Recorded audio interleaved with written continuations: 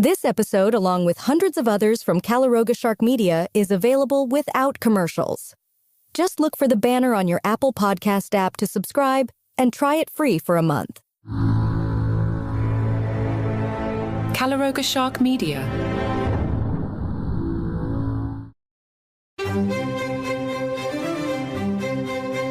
Hello and welcome to Palace Intrigue. I am your host, Mark Francis.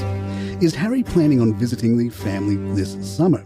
An insider told Closer magazine, Harry is very anxious to go home and see his dad, catch up with his friends for his birthday in September, and also pay a visit to his aunt, Princess Anne, but that situation hasn't changed for Meghan.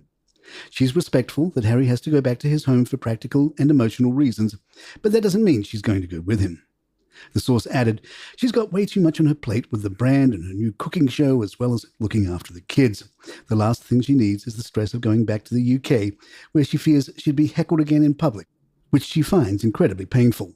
PR expert Lynn Carrott suggests Meghan could increase her popularity by not constantly playing in her royal connections like on her and Harry's relaunched website. To become more relatable to the British public, Meghan can consider toning down her use of designer labels and opting for frugal options like Kate. Showing herself as a normal working mum who is facing the same challenges as others would also help. The public often dislikes the hypocrisy of her showing off her privileged life while trying to resonate and relate to those less fortunate than her. In the Daily Mail, Richard Eden writes under the headline, Insincere Meghan was sending out warning signs from the start. Only now do royal sources admit they missed them. BBC News presenter Mishal Hussain recently broke her silence in response to the Duchess of Sussex's critique of a 2017 television interview marking Meghan and Harry's engagement. This unexpected reaction from Hussain, known for her restraint, has created a stir. Mishal is not easily riled, to put it mildly, so this is a notable intervention, a BBC source confided. She clearly felt strong about it. The controversy originated from the 2022 Netflix docuseries Harry and Meghan, where Meghan suggested Hussain's interview was akin to an orchestrated reality show. It was, rehearsed, Meghan remarked. So we did the thing out with the press, and then we went right inside, took the coat off, sat down and did the interview. So it was all in that same moment.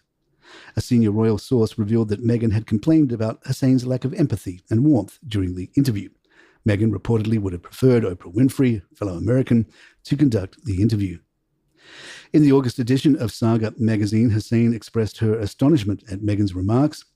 When the Duchess of Sussex said that my engagement interview with her and Harry was an orchestrated reality show, I didn't know what to make of it, Hussain writes. They seemed to have thought through what their new lives would be like and what marriage would mean for her life in particular.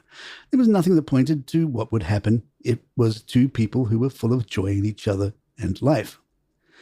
Eden tells us this week sources from the royal household who were present during the 2017 interview suggested Meghan's performance should have raised more concerns. A source said, at the time there was so much excitement about the engagement that no one really questioned some of Meghan's comments. But if you watch it again now, some of her responses seem insincere and her body language is telling.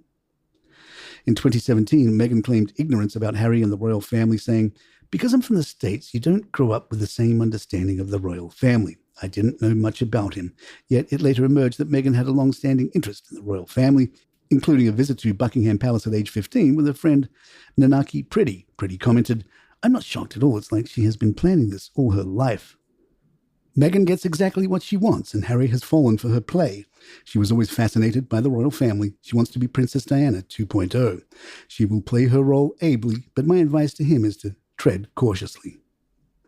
There are speculations about a potential alliance between Meghan Markle and Kamala Harris, especially as Vice President Harris prepares for the upcoming presidential race against Donald Trump.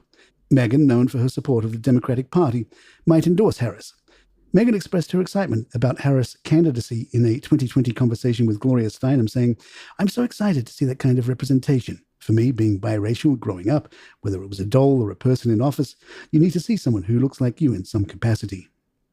Kinsey Schofield, a royal commentator, highlighted the potential impact of an endorsement from Meghan and Prince Harry, noting Newsweek took a poll asking how many people would be influenced by a potential endorsement from the Duke and Duchess of Sussex, and 40% said they would be influenced. Schofield added, Meghan wants to be included. This is a potentially very historic election. Schofield also reflected on Meghan's political involvement, mentioning, "We saw her in 2020 work with Stacey Abrams, Hillary Clinton, Kamala Harris, and Michelle Obama to do campaigns for women voting, getting women to the polls." Rumours have circulated about Meghan's aspirations for political office since she stepped down from royal duties in 2020 and returned to California. Schofield, however, expressed some doubts. "I don't feel like she has tough enough skin, but I do believe that this is important to her." During the 2020 presidential election, Meghan and Prince Harry appeared to support President Joe Biden subtly. Meghan had called Donald Trump divisive, and during the Times 100 event on ABC, both suggested that Americans deserved change, which was a very subtle endorsement of Joe Biden at the time. Palace Intrigue will be right back. On Jeremy Vine's Channel 5 show, a lively discussion erupted among the panelists regarding Harry and Meghan Markle's treatment by the royal family in the British press. The debate intensified when a caller named Angela voiced her opinions on the matter. Angela accused the British public and media of building people up only to tear them down, drawing a parallel between Prince Harry and his mother, Princess Diana.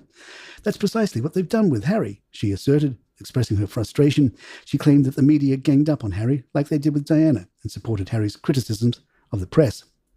Broadcaster Mike Parry disagreed with Angela's perspective. He defended the media's role, explaining that the royal family, as a long-standing public institution, has always had a symbiotic relationship with the press. "It's an arrangement which both sides have worked heavily with since the Second World War," he said. Parry suggested that Harry and Meghan's desire to be treated as superstars within the family led to their difficulties. Angela countered by claiming that the royal family and the press were conspiring to destroy Harry and Meghan. Parry refuted this, stating, "They're not trying to destroy them. What do you mean? Nobody's trying to destroy Harry and Meghan." Vocal coach Cary Grant sided with Angela, arguing that there is a double standard in how Meghan and Kate Middleton are treated by the media. "If you look at everything that Princess Kate does, she can do no wrong.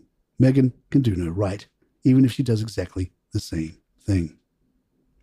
And there you have it. If you'd like to email us, our address is thepalaceintrigue@gmail.com. Please follow us on Spotify, Apple, or your app of choice, and leave us a review or some stars if you're enjoying the show. I'm Mark Francis. My thanks to John McDermott. This is Palace Intrigue, and good times.